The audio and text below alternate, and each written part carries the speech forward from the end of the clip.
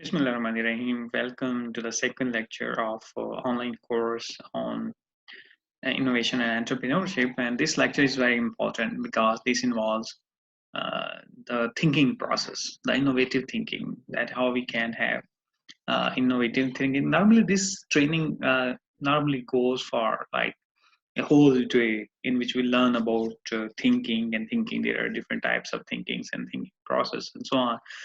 But in this lecture, I will briefly describe about different type of thinking and how we can develop the innovative thinking. So first thing is the thinking. Think is a process which is unique to the human. Human are actually this gives a unique characteristics to human to think about like something, and they can plan in their mind and think about the solutions and problems and so on.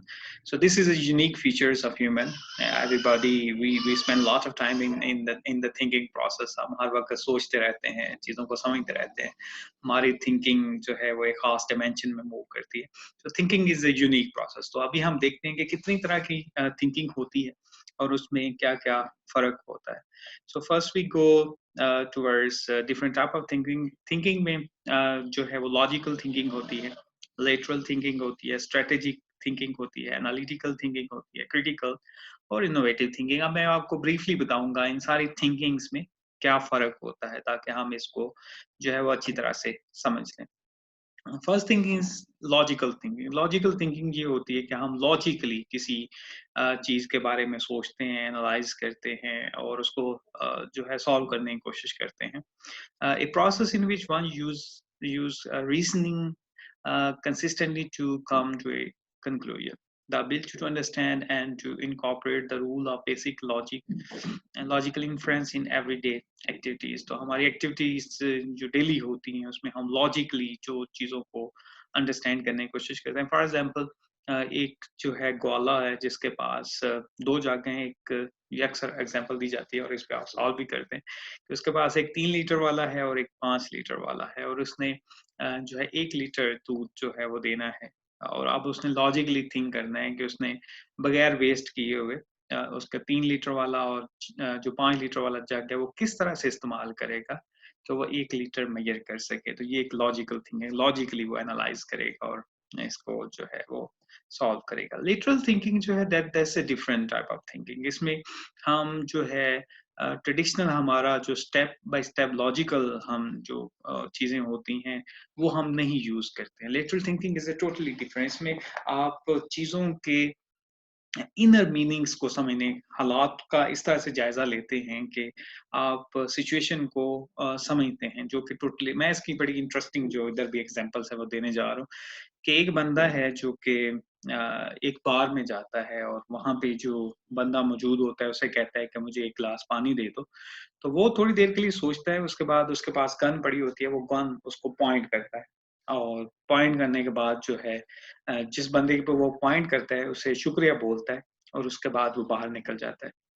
तो ये क्या होता है? This is an excellent example of lateral thinking. ऐसा क्यों है? इस पे आप भी सोचिएगा और आप हमारा जो ऑनलाइन सेगमेंट होगा, हमारा जो व्हाट्सएप ग्रुप है, उस पे आप इसको आंसर करने की कोशिश कीजिए कि एक्चुअली हुआ क्या था कि एक बंदा बार में जाता है, पानी मांगता है और वो पानी देने की बजाय उस पे जो है बंदूक तान लेता है और उसका वो शुक्रिया अदा करता है जिसने पानी मांगा होता है, वो बाहर चला जाता है. ऐसा क्यों हुआ है? This is an example of lateral thinking. इसके बाद जो है वो स्ट्रेटेजिक थिंकिंग होती है. ये भी बड़ी इंपॉर्टेंट होती है. कहीं पे भी आप काम करते हैं तो आप एक स्ट्रेटजी बनाते हैं. स्ट्रेटजी जो स्ट्रेटेजिक थिंकिंग होती है वो ये है कि long term plan of action design to achieve a particular goal. आपका एक खास गोल है, उसको आप किस तरह से स्ट्रेटेजिकली प्लान करते हैं. कि आपने आजकल ड्रामा चल रहा है अर्तगल का, तो उसमें अगर उन्होंने जो फर्स्ट अगर सीजन है तो उसमें उन्होंने जो है किला फतह करना है क्रूसेडर्स का, तो वो एक स्ट्रेटजी बनाएंगे कि हमने किस तरह से जाना है, टनल से जाना है, गेट से जाना है ताकि हम इसको कंकर कर सकें. तो this is a strategical thinking. तो मिलिट्री में अक्सर हम स्ट्रेटेजिकल थिंकिंग यूज करते हैं. फिर आपकी मार्केटिंग की स्ट्रेटेजी होती है. कोई भी आपने न्यू प्रोडक्ट बनाया है, कोई डेवलप किया है, जो उससे पहले मौजूद नहीं है। तो आपकी मार्केटिंग की क्या स्ट्रेटेजी होगी? आप लोकली से इंट्रोड्यूस करेंगे, आप रीजनली इंट्रोड्यूस करेंगे, इंटरनेशनली इंट्रोड्यूस करेंगे, कैसे इंट्रोड्यूस करेंगे? ये सारी आप इसकी मार्केटिंग की एक प्रॉपर स्ट्रेटेजी पहले बनाते हैं। फिर आपकी पॉलिटिकल कैंपेन की भी एक खास स्ट्रेटेजी होती है, खास तरीके से हम जो है स्ट्रेटेजिक वे में उसे लेके चलते हैं कि हमारा कलर कॉम्बिनेशन क्या होगा, स्लोगन्स क्या होंगे, किस तरह से हम इसे आगे लेके जाएँगे। और इस तरह से गेम में स्ट्रेटेजी होती है। प्लान एक स्ट्रेटेजी बनाई जाती है कि इस प्लेयर को, क्रिकेट के एग्जांपल ले लें, टी20 में इसको पहले खिलाना है, इसको बाद में खिलाना है, इससे पहला ओवर करवाना है, इससे लास्ट ओवर करवाना है ताकि हम जीत सकें। तो इसमें एक प्रॉपर प्लान किया जाता है टू अचीव योर गोल्स। फिर एनालिटिकल थिंकिंग होती है। Analytical thinking one use a methodological step by step approach to solve a complex problem. तो इसमें हम step by step approach use करते हैं, एनालाइज करते हैं इस सिचुएशन को, और उसके बाद जो है हम प्रॉब्लम जो है वो कोई भी सॉल्व करते हैं। फॉर एग्जांपल हम एक देख लेते हैं कि जी पाकिस्तान में वाटर पोल्यूशन है, तो उसकी हमने सोल्यूशन लेके आना है। तो उसमें हम एनालाइज करेंगे सारी सिचुएशन को, जी पोल्यूशन है तो कहाँ से आ रही है, क्या ये माइक्रोबियल पोल्यूशन है तो माइक्रोबियल है तो वो कहाँ से आ रही है, अगर ये हैवी मेटल्स की पोल्यूशन है तो हैवी मेटल्स जो है वो कहाँ लीचिंग हो रही है कहीं से, या इंडस्ट्रीज अपना वेस्ट इसमें डाल रहे हैं। तो हमने एनालाइज करना है सारी सिचुएशन को, और एनालाइज करके हम जो है एनालिटिकल थिंकिंग जो है वो यूज करते हुए इस प्रॉब्लम को सॉल्व कर सकते हैं। तो एनालिटिकल थिंकिंग में हम एनालाइज करते हैं कम्प्लेक्स प्रॉब्लम्स को, स्टेप बाय स्टेप हम सॉल्व करते जाते हैं ताकि हम एक किसी कंक्लूजन पे पहुंच सकें। इसके बाद जो है वो क्रिटिकल थिंकिंग होती है। Critical thinking is act of analysing facts to understand a problem और टॉपिक थॉरली। तो हम जितनी भी इंफॉर्मेशन हैं, जितने भी फैक्ट्स हैं, उसको क्रिटिकली एनालाइज करते हैं ताकि हम किसी एक कंक्लूजन पे पहुंच सकें। इसके लिए बड़ा जरूरी होता है कि आपकी अच्छी ऑब्जर्वेशन हो, आप अच्छा एनालाइज कर सकें, इन्फ्रेंस कर सकें, अच्छा कम्युनिकेट कर सकें और अच्छे तरीके से प्रॉब्लम को सॉल्व करें। क्रिटिकल थिंकिंग बड़ी जरूरी होती है। किसी भी ऑर्गेनाइजेशन में आप काम करते हैं तो उसके लिए आपकी ये स्किल जो है क्रिटिकल थिंकिंग ये बहुत जरूरी है। इसकी प्रॉपर हम जब हम लेक्चर्स करते हैं, ऑनलाइन नहीं बल्कि हम जब फिजिकल लेक्चर्स करते हैं, इसकी प्रॉपर हम ट्रेनिंग्स करवाते हैं। हर एक थिंकिंग के एक एक किस कौन कौन से इसमें स्टेप्स इन्वॉल्व होंगे और किस तरह से हम इस प्रॉब्लम को जो है वो सॉल्व कर सकते हैं। क्रिटिकल थिंकिंग हम किस तरह, क्रिटिकल थिंकिंग बड़ी जरूरी होती है। मसलन किसी भी ऑर्गेनाइजेशन में आप काम कर रहे हैं तो क्रिटिकल थिंकर्स जो होते हैं वो प्रॉब्लम के आने से पहले ही उसे एनालाइज कर सकते हैं कि जो भी माहौल है उससे जो इंफॉर्मेशन मिल रही होती है उसको एनालाइज करके किसी आप ऑफिस में काम करते हैं तो वो एनालाइज कर लेते हैं कि ये प्रॉब्लम हमें फ्यूचर में आ सकता है और इसका ये सोल्यूशन हो सकता है। तो इस तरह से critical thinking is also very important. अब हम बात करते हैं इनोवेटिव थिंकिंग, और हमारा जो पहला लेक्चर था उसमें भी हमने ये चीजें डिस्कस की थी कि इसमें हम we generate new ideas by combining, changing और रीअप्लाइंग एग्जिस्टिंग आइडियाज। इसमें हम टोटली एक नया जो है इंफॉर्मेशन में भी इससे पहले मौजूद हो। मैंने आपको एग्जांपल दी थी इससे पहले भी कि किस तरह से उसने बिल में जो है वो पीटीवी का जो है वो ऐड किए पैसे, और इससे जिस ऑर्गेनाइजेशन को बिल्कुल थोड़े से पैसे मिल रहे थे उसको जो है लाखों करोड़ों की बचत होना शुरू हो गई। एक छोटा सा आइडिया था, इससे चीजें पहले से मौजूद थी लेकिन आपने उसको रीथिंक करते हैं, रीअप्लाई करते हैं, उसे आप इससे इस तरह से अप्लाई करते हैं कि आपको उसमें बहुत सारा बेनिफिट होना शुरू हो जाता है। तो बेसिकली इनोवेटिव थिंकिंग जो है हमने डेवलप करनी है। अगर पाकिस्तान में भी हम बेहतरी लाना चाहते हैं, पाकिस्तान में भी सिचुएशन को इम्प्रूव करना चाहते हैं, तो हमें इनोवेटिव थिंकिंग जो है वो इंट्रोड्यूस करनी होगी। और किस तरह से हम इसको इंट्रोड्यूस कर सकते हैं, इस पे हम थॉरली अभी ये इससे पहले भी मैंने जो इसका लिटरल सॉरी पार्ट है, मैंने पहले भी इसको बताया था कि जो इसकी डेफिनेशन है एंटरप्रेन्योर्स की, वो यही होता है कि वो न्यू गुड और न्यू प्रोसीजर्स और न्यू मार्केट को एक्सप्लोर करते हैं और किस तरह से नई चीजें जो हैं वो इंट्रोड्यूस करते हैं। तो इस पे मैं बहुत ज्यादा जो है वो फोकस नहीं करूंगा। अब हम देखते हैं कि इनोवेटिव थिंकिंग हम किस तरह से develop, this is our actually main topic. ये भी हमारी एक डे लॉन्ग एक्टिविटी होती है लेकिन हम इसको शॉर्ट करके अभी एक्सप्लेन करेंगे, और उसके बाद हम जो हमारा क्वेश्चन आंसर का सेशन होगा उसमें हम फर्दर इसके एक एक कंपोनेंट को फर्दर डिटेल में डिस्कस करना शुरू हो जाएंगे। तो हम इनोवेटिव थिंकिंग किस तरह से डेवलप कर सकते हैं? देखिए हमारा जो ब्रेन होता है उसकी किसी भी चीज के लिए हमें ट्रेनिंग करना पड़ती है और उसके बाद हम ऑटोमेटिकली जो है वो प्रॉब्लम सॉल्वर्स हो जाते हैं। मेरी इससे पहले शायद मुख्तलिफ फोरम्स पे मैंने डिस्कस किया कि इनोवेशन को डेवलप करने के लिए हमें प्रॉब्लम सॉल्विंग स्किल्स जो हैं वो बहुत शुरू से ही जो है वो समझना होगी। मेरी डिस्कशन हुई American national academy of sciences के जो प्रेज़िडेंट 2 टर्म्स के लिए हैं, ब्रूस सैल्बर्ट्स, बहुत मारूफ़ हैं। ख़ुसूसन जो लाइफ़ साइंसेज़ के लोग हैं, वो उन्हें बड़ी अच्छी तरह से जानते हैं। मैं उनसे मुख्तलिफ़ मौकों पे इंटरनेशनल फ़ोरम्स में मिला और बड़ी अच्छी उनसे डिस्कशन रही और उससे मैंने कहा कि अमेरिका जो है one of the leading country है इनोवेटिव, तो इनोवेटिव थिंकिंग आप किस तरह से डेवलप करते हैं? तो वो फरमा रहे थे कि हम हमारे जो बच्चे होते हैं स्कूल्स में ही उनको ही हम रियल लाइफ के प्रॉब्लम्स देते हैं और उनको वो सॉल्व करते हैं। तो छोटे बच्चों को हम छोटे प्रॉब्लम्स देते हैं, जैसे ही वो यूनिवर्सिटीज़ में और कॉलेजेस में जाते हैं, तो वो कॉम्प्लेक्स प्रॉब्लम सॉल्व करने के काबिल हो जाते हैं। ये बिल्कुल इसी तरह से है, कोई सी भी आपने स्किल सीखनी हो शुरू में वो मुश्किल लगती है। मसलन आपने जो है बाइसिकल राइड करना हो, तो शुरू में लगता है कि ये कैसे बैलेंस रहेगा। 2 टायर हैं, बंदा जो है वो गिर जाता है।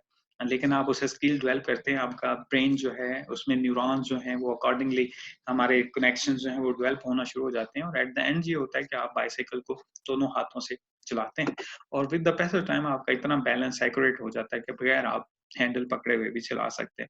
तो ये ऐसा होता है कि हम जो भी काम करते हैं हमारे ब्रेन में अकॉर्डिंगली सर्किट्स डेवलप हो जाते हैं। जो लोग क्रिटिकल थिंकिंग करते हैं, स्ट्रेटेजिक थिंकिंग करते हैं, जितने भी थिंकिंग के मुख्तलिफ प्रोसेसेस हैं वो ये करते हैं, उनमें हमारा जो ब्रेन होता है उसमें हमारी जो वायरिंग होती है वो अकॉर्डिंगली हो जाती है। तो अगर हमने इनोवेटिव थिंकिंग करनी है तो हमें इसकी भी प्रैक्टिस करना होगी और अगर हम प्रैक्टिस करते हैं किसी काम के लिए भी तो हमारा ब्रेन जो है वो इनोवेटिवली थिंक करना शुरू हो जाता है किसी भी चीज़ के लिए। आप जैसे ही प्रैक्टिस करते हैं वो आपको इनोवेटिव सॉल्यूशंस उसके सामने आना शुरू। तो अभी हम एक प्रैक्टिस करने जा रहे हैं कि हम इनोवेटिव थिंकिंग किस तरह से अपने आप में डेवलप कर सकते हैं। तो सबसे इसमें इम्पोर्टेंट स्टेप होता है किसी भी तरह की थिंकिंग में कि आप ऑब्जर्वेशंस जो हैं वो करते हैं। आपके इर्द-गिर्द जो हैं कौन से प्रॉब्लम्स हैं, वो आप जो है देखते हैं कि अपने माहौल में कौन से प्रॉब्लम्स हैं, आप टीवी पे देखते हैं, न्यूज़पेपर पे देखते हैं, सोशल मीडिया पे देखते हैं।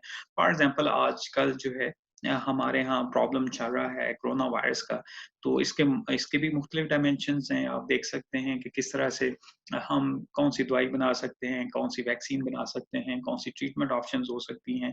हम लोगों में जो है वो सोशल डिस्टेंसिंग कैसे इंट्रोड्यूस कर सकते हैं, लोगों को किस तरह से हम बता सकते हैं अच्छे तरीके से कि वो जो हैंड हाइजीन का ख़्याल रखें, हम अच्छे सैनिटाइज़र कैसे बना सकते हैं। तो दीज़ आर द थिंग्स कि ये एक प्रॉब्लम है और प्रॉब्लम ने हमारी इकोनॉमी को हिट किया, तो हम इकोनॉमी को कैसे बेहतर कर सकते हैं। सो दीज़ आर द थिंग्स आपने सबसे जो पहला एक्शन करना है इसमें कि आपने पहले तो ऑब्जर्वेशंस करने हैं कि आपके इर्द-गिर्द प्रॉब्लम्स कौन से हैं और उनका क्या सॉल्यूशन हो सकता है।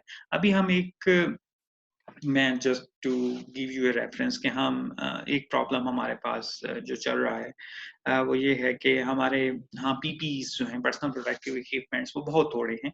तो हम इसको जो है कैसे रीयूज़ कर सकते हैं। So this is a problem that you have to solve.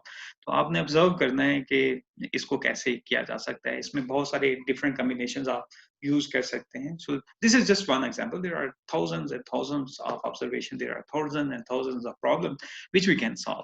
तो इस पे आपने उसको देखना है। फिर आपने ऑब्जर्वेशन जितने भी की this is just one example. आपने जितने भी ऑब्जर्वेशंस हैं उसकी एक लिस्ट बनानी है ताकि उनको हम सॉल्व कर सकें। तो फर्स्ट थिंग इज़ कि आपने ऑब्जर्वेशन करना है। दूसरा हमारा स्टेप होगा आइडेंटिफाई द प्रॉब्लम। पहले आप ऑब्जर्व करेंगे अपने इर्द-गिर्द आप न्यूज़पेपर में, सोशल मीडिया पे, टीवी में कि कौन से हमारे इर्द-गिर्द प्रॉब्लम जो हैं चीज़ें हैं और उसमें क्या-क्या प्रॉब्लम्स हैं। फिर आपने उसमें से प्रॉब्लम्स जो हैं वो आइडेंटिफाई करने हैं। जिस तरह से मैंने आपको बताया कि there are thousands of problem corona virus की जो आउटब्रेक हुई है, इसमें भी थाउज़ेंड्स ऑफ प्रॉब्लम्स हैं हमारे। हम घर से बाहर निकलेंगे, हम गाड़ी में जाते हैं तो गाड़ी को कैसे हम डिसइंफेक्ट कर सकते हैं। हमारा अगर इनकाउंटर होता है, आई मीन लोगों से हम मिलते हैं, तो हम उनको किस तरह से जो है हम उनसे बच सकते हैं, यानी वायरस हमें कैसे जो है इन्फेक्शन हो सकता है, हम उसको कैसे अपने आप को प्रोटेक्ट करें। आप मार्केट में हजूम में जाते हैं, तो आप किस तरह से अपने आप की प्रोटेक्शन कर सकते हैं। तो दीज़ आर द प्रॉब्लम्स जिसको आपने सॉल्व करना है। तो हमने जो स्टेप 2 में जितने भी चीज़ें हैं, हमने प्रॉब्लम्स को पहले ऑब्जर्व करना है, दूसरे स्टेप में हमने प्रॉब्लम्स को आइडेंटिफाई करना है। इसमें जो है ऑब्जर्वेशन के लिए ईच ऑब्जर्वेशन के लिए आपको क्या-क्या चीज़ें जो है आपने सोचनी है। अब उसमें जो इम्पोर्टेंट थिंग इज़ कि ये प्रॉब्लम क्यों है, ठीक है? ये किन हालात की वजह से ये प्रॉब्लम है। कोरोना आउटब्रेक आई है तो क्यों ऐसा, या और आउटब्रेक्स आ सकती हैं तो क्यों ऐसी आउटब्रेक्स जो हैं इन्वॉल्व हैं, क्यों इस तरह से आती हैं। फिर ये कौन ऐसे प्रॉब्लम जो है वो काज करता है। क्या इस प्रॉब्लम से हमारी कम्युनिटी को खतरा है या ज्यादा कम्युनिटीज को खतरा है, तो ये सारी चीजें आपने सोचनी। फॉर एग्जाम्पल हम कोरोना आउटब्रेक, ये प्रॉब्लम क्यों है, तो ये प्रॉब्लम क्यों है इसलिए है कि बहुत सारे वायरसेस जो हैं नेचर में मौजूद हैं, अभी भी मौजूद हैं। तो हमारा जितना इंटरफेरेंस नेचर के साथ ज्यादा होगा, जितना हम इंटरफेरेंस कर रहे हैं उसकी वजह से ये जो वायरसेस हैं they can come to humans, ठीक है, वो ट्रांसफर हो सकते हैं। और उससे ना सिर्फ ये कोरोना वायरस के आउटब्रेक, बहुत सारी और आउटब्रेक भी हो सकती हैं, हो रही हैं, हिस्ट्री में हुई हैं और फ्यूचर में भी हो सकती हैं। तो इसको हम कैसे कम कर सकते हैं, this could be your observation. तो आपने फिर देखना है, आप जितने भी आपने ऑब्जर्वेशन हैं उसको आपने क्रिटिकली देखना है कि किस तरह से हम जो है इसमें से कौन कौन सी प्रॉब्लम्स हैं, और फिर फाइनली जो है स्टेप 3 में आपने नैरो डाउन करना है। देखिए बहुत सारी चीजें हमारा पाकिस्तान में ये एक इशू रहता है कि हम नैरो डाउन नहीं करते। प्रॉब्लम्स तो हमारे पास सामने आ जाते हैं लेकिन हम उसको नैरो डाउन नहीं करते हैं। तो दिस इज वेरी इंपॉर्टेंट कि हम जो है वो नैरो डाउन करते हैं प्रॉब्लम्स को। मसलन बहुत सारे प्रॉब्लम्स हैं, उसमें से किसी खास जो है कोरोना वायरस के आउटब्रेक है फॉर एग्जांपल, तो इसके बहुत सारी डायमेंशंस हैं। मैंने जिस तरह से आपको पहले बताया कोरोना वायरस के मुख्तलिफ हैं, पहलू हैं, जैसे इसकी वैक्सीन के हवाले से, इसकी ट्रीटमेंट के हवाले से, हैंड सैनिटाइजर के हवाले से, बिजनेस के हवाले से, हॉस्पिटल्स आपने बनाने हैं तो कहाँ पे बनाएंगे, किस तरह से बनाएंगे, किन लोगों को इन्वॉल्व करेंगे। तो बहुत सारी चीजें इसमें हो सकता है आपकी एक्सपर्टीज किसी एक खास एरिया में, जैसे आप माइक्रोबायोलॉजिस्ट हैं तो बीइंग माइक्रोबायोलॉजिस्ट आप किसी एक खास एरिया पे काम करते हैं, तो आपने नैरो डाउन करना है इस बहुत बड़े प्रॉब्लम को एक खास डायमेंशन में। फॉर एग्जांपल आप टेस्टिंग अच्छी कर सकते हैं, या न्यू किट आप डेवलप कर सकते हैं। इस हवाले से ये है कि डायग्नोस्टिक का चैलेंज है पाकिस्तान में जी। अभी हम अब तक 10,000 टेस्ट कर सकते हैं। तो आप कहते हैं हाँ जी ये एक प्रॉब्लम है कि हम डायग्नोसिस जो है वो बहुत थोड़ी करें, और डब्ल्यूएचओ कह रहा है कि आप टेस्टिंग टेस्टिंग टेस्टिंग करें, यानी अपनी टेस्टिंग की कैपेसिटी बढ़ाएं। आपके पास एक आइडिया है जिसको आप यूज करते हो, आप कहते हैं हाँ जी मैं being a scientist, being a microbiologist और being a molecular biologist, I have the ability to test 20,000 people per day. आप अकेले बंदे हैं, आपके पास ये वाला इक्विपमेंट मौजूद है नेक्स्ट जनरेशन सीक्वेंसिंग का, आप बारकोडिंग सैंपल्स की कर सकते हैं, तो you can do it.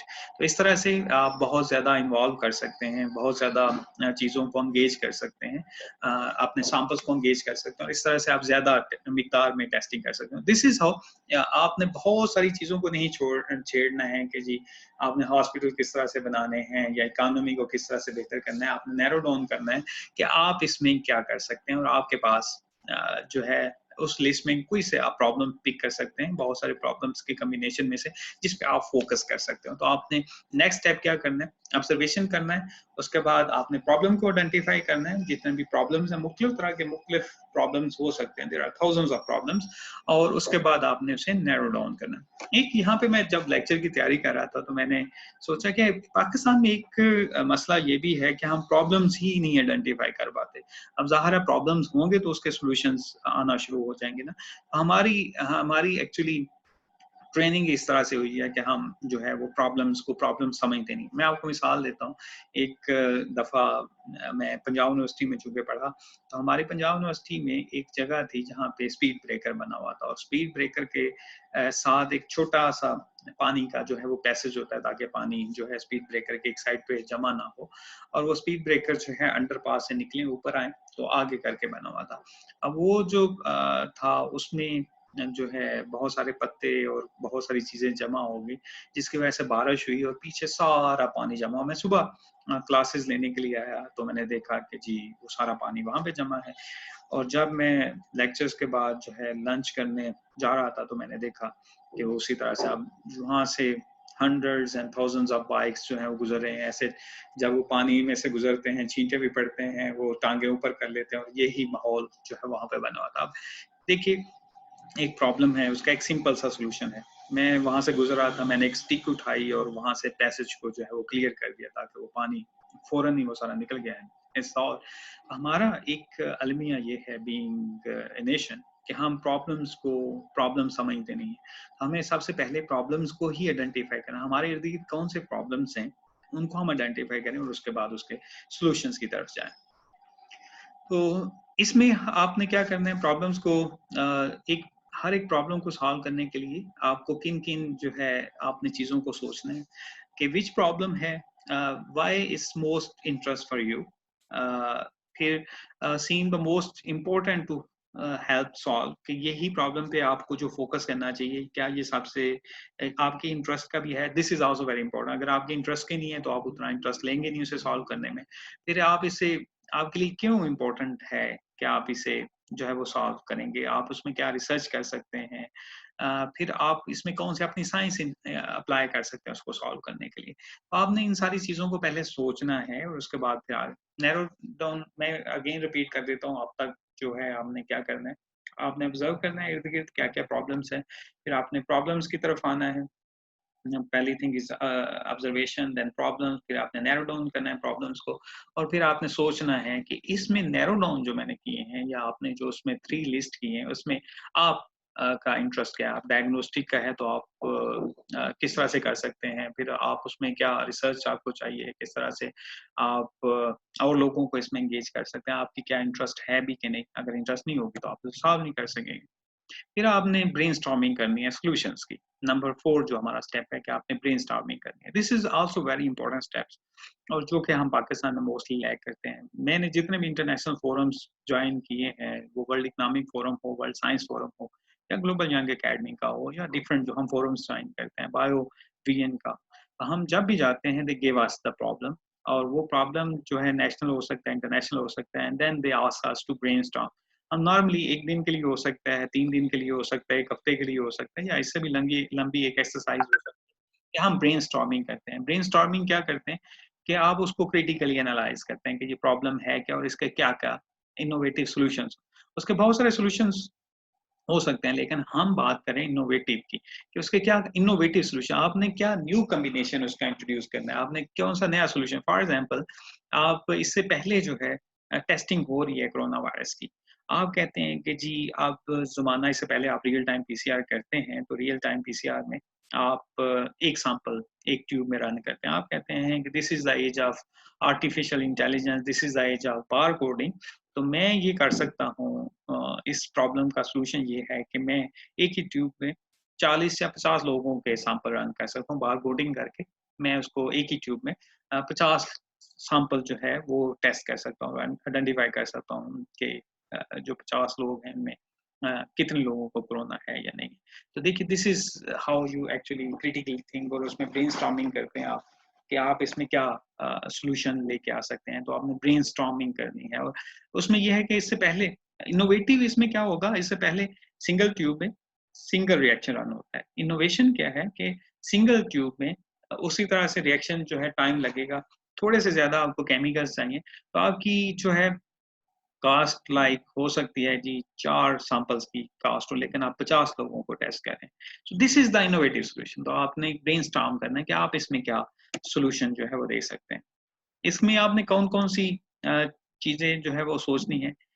What is the possible solution that and best use, इसमें कौन-सी इनोवेशन है, और इसमें क्या आपने नई नई चीज़ इन्वॉल्व की है। तो ये सारे एक सवालों के जब आप जवाब देना करना शुरू हो जाएँगे, तो उसमें आप जो है आप इनोवेटिव आइडियाज़ की तरफ या इनोवेटिव सॉल्यूशंस की, इसमें कितने और लोगों की आपको हेल्प चाहिए। हो सकता है आपकी एक्सपर्टीज़ जो है वो एक चीज़ में हो, आपको आर्टिफिशियल इंटेलिजेंस की ज़रूरत हो, इसमें आपको एआई का एक्सपर्ट या कंप्यूटर साइंसेज़ का कोई एक्सपर्ट चाहिए, तो आपने सोचना है कि और किन लोगों को मैं इन्वॉल्व कर सकता हूँ, अपनी टीम किस तरह से मैं बना सकता हूँ, और इस प्रॉब्लम का मैं सॉल्यूशन किस तरह से जो है वो लेके आ सकता हूँ। अब आपने ब्रेनस्टॉर्मिंग कर ली, आपने न एक आइडिया को फिर आगे लेके चलना है। मैंने आपको बताया कि बहुत सारे आइडियाज़ हैं, बहुत सारी चीज़ें हैं, जिस पे आप काम कर सकते हैं। डायग्नोस्टिक की ही अगर बात कर लें, तो डायग्नोस्टिक में भी आइडिया हो सकते हैं। फॉर एग्ज़ाम्पल, आप ये डायग्नोस्टिक में करना चाहते हैं, आपका एक आइडिया ये है कि जी मैं नॉन इन्वेसिव तरीके से स्किन से जो है, स्किन का इमेज लेके मैं डायग्नोज़ कर सकता हूँ। This is one solution. Corona virus की हम बात करें। दूसरा आप आइडिया ये है, आप सिर्फ़ डायग्नोस्टिक पे फ़ोकस करें। दूसरा आपके ये है कि जी मैं वॉइस से टैग लगा सकता हूँ कि जी मैं बोल रहा हूँ, तो जो कोरोना वायरस का पेशेंट है उसके बोलने में और मेरे बोल में फ़र्क है, मैं वॉइस टैगिंग करके identification, this is another solution. तीसरा ये है कि जी आप कहते हैं जी मैं रियल टाइम पीसीआर का बंदा हूँ, तो मैं रियल टाइम पीसीआर से उसको इनोवेटिवली जो है डायग्नोज़ कर सकता हूँ। मैं एक ट्यूब में ज़्यादा सैंपल जो है वो टेस्ट कर सकता हूँ। आप कहते हैं जी डायग्नोसिस में ही इवन बात कर लीजिए, तो आप कहते हैं कि जी मैं जो है वो जो लंग्स का एक्स-रेज़ है, मैं उससे डायग्नोसिस कर सकता हूँ। I can develop a software for that. तो बहुत सारे आइडियाज़ हैं, डायग्नोसिस के हवाले से बहुत सारे आइडियाज़ हैं। आपने किसी एक आइडिया को लेना है जिसमें आपकी बेस्ट एक्सपर्टीज़ है, जिस पे आप काम कर सकते हैं, जिसे आप आगे लेके चल सकते हैं। जो कि एक यूनिक आइडिया हो सकता है, इससे पहले शायद लोगों ने सोचा हो या इस तरह से उन्होंने इस्तेमाल ना किया हो। लेकिन आपने उसको जो है अ, आपने देखना है कि ये this is time to decide कि आपने किस एक चीज़ पे फ़ोकस करना है, किस आइडिया को आप आगे लेके चलेंगे और उसको आप कैसे जो है कंप्लीट कर सकते हैं। अ, फिर आपने सारे आइडियाज़ जो मैंने अभी आपको बताया जिस तरह से आपने सारे आइडियाज़ पे देखना है और उसको उसमें से आपने जो है देखना है कि आपके लिए कौन-सा सबसे ज़्यादा इंटरेस्टिंग है, उसको आप पिक करेंगे और उसको आपने देखना है ये कैसे क्रिएटिव है, ये कैसे न्यू है, ये किस तरह से नॉवल है, इसमें कौन-सा साइंटिफिक प्रोसेस इन्वॉल्व है या किस तरह से ये बेस्ट सॉल्यूशन हो सकता है। तो आपने उस आइडिया को चूज़ कर लेना है और इस तरह से आपने आगे फिर आपने उसी तरह से थिंकिंग का प्रोसेस जो है वो जारी रखना है कि which are you most interested in, which seem to be most feasible for you, क्या आप कर भी सकते हैं कि नहीं, ये ना हो कि जी आप कहें जी मैंने 50 टेस्ट एक ट्यूब में कर सकता हूँ लेकिन आपसे वो हो ही ना सके, तो ये भी देखना है फिजिबिलिटी इसमें है कि नहीं। फिर आपकी जो आप अपनी एक्सपर्टीज है उसके लिए बेस्ट सूट कौन सा है और इसमें क्या क्या क्रिएटिव है, किस तरह से ये इनोवेटिव है, तो ये सारी चीजें आपने जरूर देखनी। हो सकता है आइडिया तो हो लेकिन इनोवेटिव ना हो, लेकिन आपने इनोवेशन की तरफ जाना चाहोगे, तो इसलिए आपने ये पहलू इसके ज़रूर देखने हैं कि जो चीज़ें आप सामने लेके आ रहे हैं, क्या वो इनोवेटिव सॉल्यूशन हैं भी कि नहीं। This is very important for you. फिर आपने नेक्स्ट स्टेप इज़ आपने उस आइडिया को एलैबोरेट करना है। फिर आपने उसे प्रूव भी करना है आइडिया। एक्शन ये है कि describe in detail your solution to the problem. फिर आपने उसे कंप्लीटली आपने एक आइडिया पिक कर लिया है और आप उस आइडिया को आगे लेके जाना चाहते हैं। फिर आपने उस आइडिया को आप ये आइडिया ये है फॉर एग्ज़ाम्पल आप ये करना चाह रहे हैं कि एक ही ट्यूब में 50 लोगों का आप टेस्ट रन कर सकते हैं। बस आइडिया को आपने प्रूव करना है और फिर आपने इसका सॉल्यूशन की तरफ लेके चलना है। फिर आप उसके बाद रिसर्च में जाएँगे। रिसर्च में ये है कि इसमें आप मैक्सिमम इन्फॉर्मेशन गैदर करेंगे कि आप किस तरह से अपने आइडिया को जो है वो यूज़ कर सकते हैं। किसी और बंदे ने इस तरह के आइडिया पे काम किया है कि नहीं? और अ, क्या ये उन लोगों का काम वर्क जो है वो हुआ है कि नहीं? तो फिर आप अपनी रिसर्च जब करेंगे तो फिर सारे आप अपने जो है पूरा एक अपना जो है वर्कशीट बनाएँगे, उसपे सारी अपने अप्रोचेज़ जो हैं वो आप लिखेंगे। आप उसपे जो-जो आपने वर्क किया है, दूसरे लोगों ने इस पे क्या काम किया है, इसको आप आगे लेके कैसे जा सकते हैं, तो आप ये सारा आप रिसर्च वर्क करेंगे। इसके साथ-साथ वही चीज़ें आप फिर मज़ीद सोचेंगे कि what other solutions to the problem have been tried. इससे पहले 50 फॉर एग्ज़ाम्पल आप क्विक जो है डायग्नोस्टिक की तरफ जाना चाहते हैं, तो इससे पहले कौन से सॉल्यूशन ट्राई हो चुके हैं? What do you think your solution will work? Why do you think कि आपका सॉल्यूशन किस तरह से वर्क करेगा? How will the solution you propose help solve the problem? What challenges or problem might exist with your solution? And how might you overcome them, आपके क्या-क्या challenges हैं और उसको आप किस तरह से ओवरकम, ये सारी चीज़ें बड़ी इंपॉर्टेंट होती है। क्रिटिकली आप उसको एनालाइज़ करें कि आपने जो है पहले तो आपने ये देखना है कि नॉवल है कि नहीं? नॉवल है, तो क्या दूसरे लोगों ने ट्राई किया? उनको कौन से चैलेंजेस हैं? आप ये काम कर सकते हैं?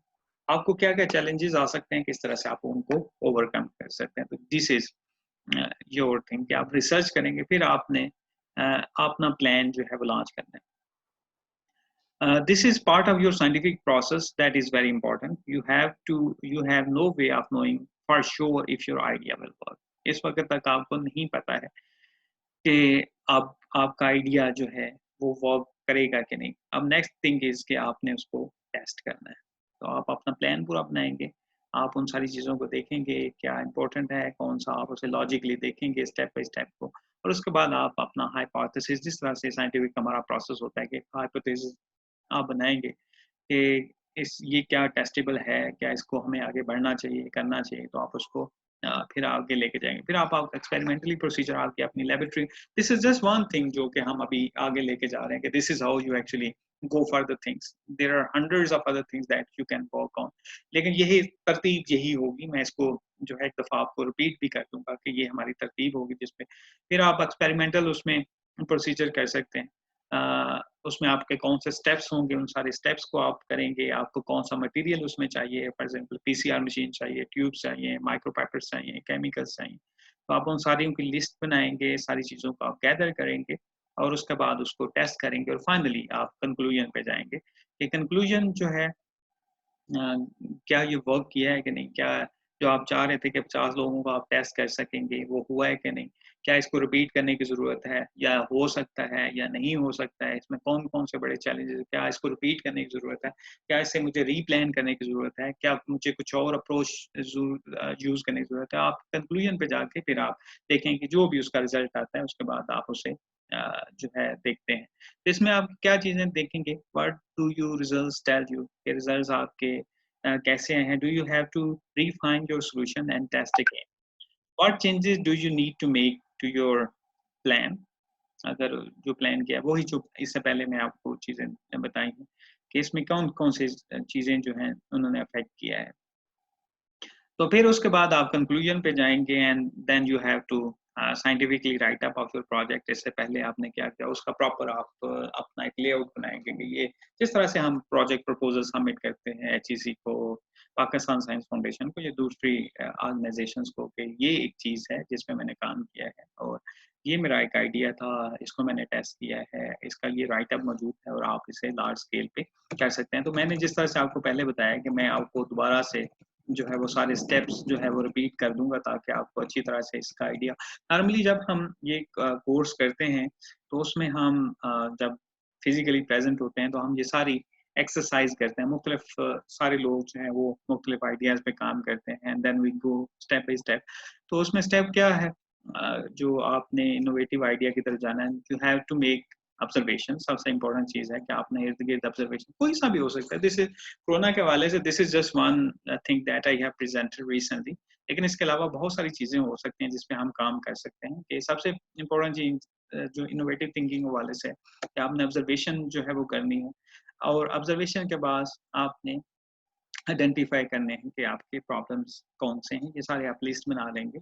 और उसको आपने क्रिटिकली देखना है, फिर आपने नैरो डाउन करना है कि बहुत सारे जिस तरह से हमने देखा कि डायग्नोस्टिक में ही बहुत सारी सॉल्यूशंस हैं, उसमें आप किस सॉल्यूशन पे काम करना चाहते हैं, आपका कौन-सा इंटरेस्ट है, आप किसको आगे लेके बढ़ना चाहते हैं, तो आपने जो है नैरो डाउन करना है प्रॉब्लम्स को। फिर आपने ब्रेनस्टॉर्मिंग करनी है कि किस आप सॉल्यूशन पे काम करें, कौन से उसके वर्केबल सॉल्यूशंस हैं, कौन से किस तरह से आप कर सकें। तो brainstorming is actually a lengthy process जिसमें आप पूरा ब्रेनस्टॉर्म करते हैं उस प्रॉब्लम के ऊपर कि आप देखते हैं कि ये प्रॉब्लम है क्या?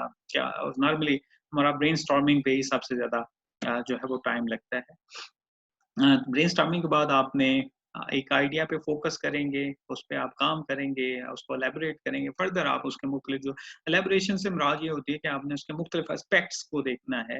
नॉर्मली जब हम एक प्रॉब्लम को देखते हैं एक सॉल्यूशन की तरफ तो हमें लगता है कि यही सॉल्यूशन है। हालाँकि उसमें जब हम उसे एलैबोरेट करते हैं, मुख्तलिफ एस्पेक्ट्स को देखते हैं तो उसके बहुत सारे जो है और भी चैलेंजेज़ होते हैं जो कि हमें सॉल्व करने हैं। तो हमें जब उसे एलैबोरेट करते हैं तो हमें उसका बेहतरीन आइडिया हो जाता है। फिर आपने उस पे रिसर्च करते हैं, काम करते हैं।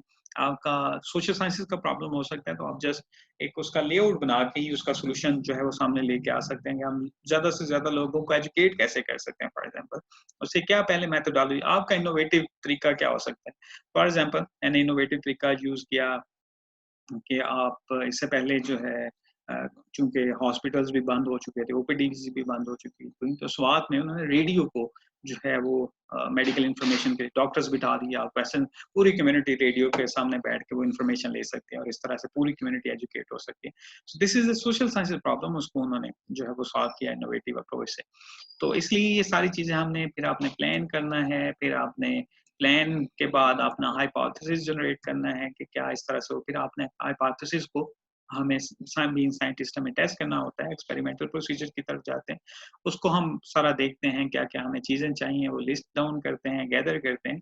और फिर हम कंक्लूजन की तरफ जाते हैं और कंक्लूजन में हम देखते हैं कि क्या हमें जो आगे बढ़ना है इसको हम नया स्केल पे लेके जा सकते हैं या इसको रीटेस्ट करने की ज़रूरत है या हमारे टेस्ट में कुछ कमी थी, हमारा नेगेटिव कंट्रोल ठीक नहीं था, पॉजिटिव कंट्रोल ठीक नहीं था, हमें दोबारा से करना चाहिए, रिपीट करना चाहिए, हमें कुछ और चीज़ों को ऐड करना चाहिए। वो सारा आप उसे फाइनलाइज़ कर सकते हैं, पॉलिश कर सकते हैं और फिर फाइनली आपने उस आइडिया को अगर ये वर्क करता है तो आप उसे लार्ज स्केल पे लेके जा सकते हैं और वहाँ पे आप उसको कंक्लूजन।